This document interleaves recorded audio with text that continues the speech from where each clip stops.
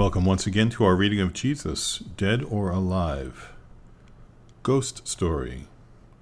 The 19th century theologian Carl Theodor Keim tried another attack by suggesting that the people who claimed Jesus had come back to life had seen a spirit or ghost.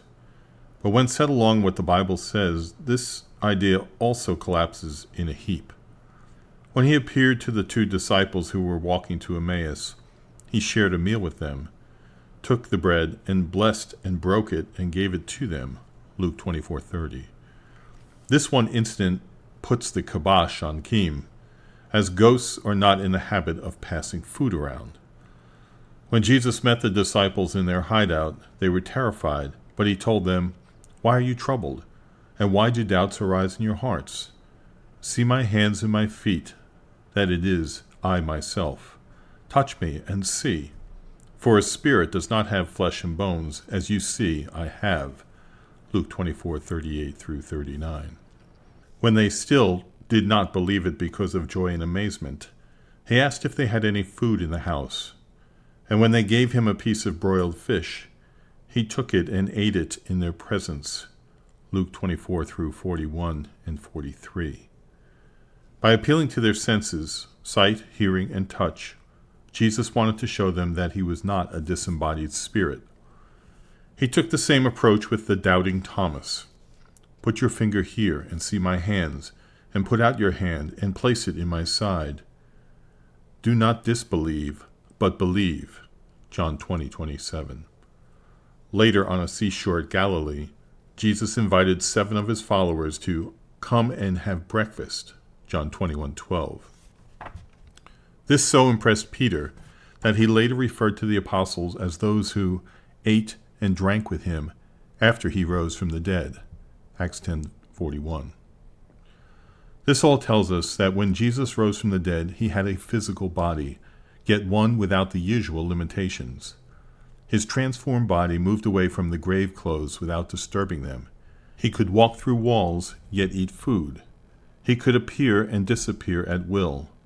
He was able to enter a room without passing through a door or window, yet the crucifixion scars on his hands, feet, and side were visible. This could explain why there were times when those who met him did not always recognize him immediately, yet always did so eventually. His resurrection body was identifiable with his pre-death body, yet not identical to it. The fact that we cannot explain this is no reason for denying it. The resurrection of Jesus is clearly not a ghost story. The modern British author John Benton is right when he says, "For 2,000 years, people have been trying to come up with the alternative explanations for the resurrection accounts, and nothing even approaching a viable alternative has ever been produced. That is something which speaks for itself." Reinforcing the record. There are 4 easily missed facts that give the resurrection story a further ring of truth. The first is that there is no description of the actual event.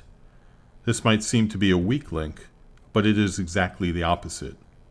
Had the apostles invented the resurrection, it is difficult to imagine them missing the opportunity of including an eyewitness account of it and decorating it with extravagant descriptions.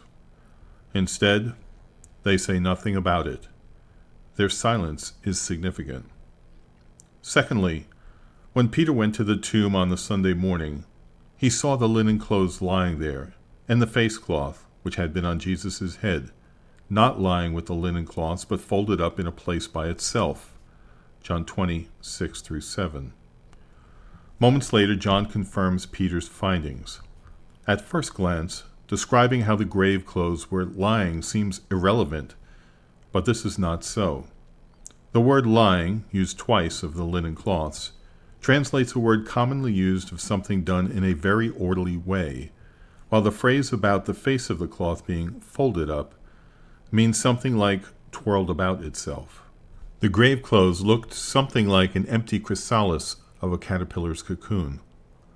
This would have not been the case if the swoon theory is true and Jesus had recovered from a near-death experience and wrestled out of grave clothes smothered in substances which would have stuck to the body not less firmly than lead.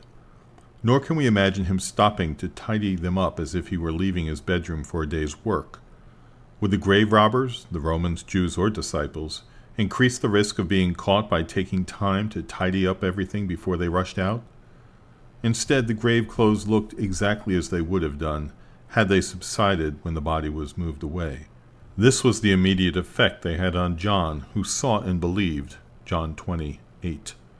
He became the first person to believe that Jesus had risen from the dead, and what convinced him was not merely the absence of the body, but the way the grave clothes were left. Thirdly, the resurrection story gains credibility from the fact that the first time Jesus appeared, it was to a woman.